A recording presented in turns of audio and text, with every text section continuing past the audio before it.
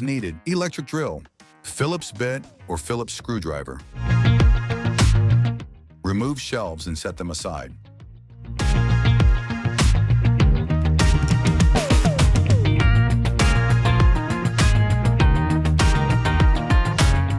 Unscrew the fridge air duct from the refrigerator.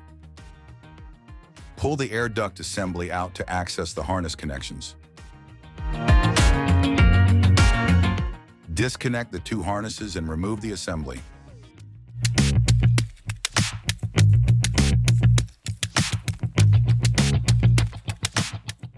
Position the new air duct assembly close enough to reconnect the harnesses. Secure the new air duct assembly against the back wall.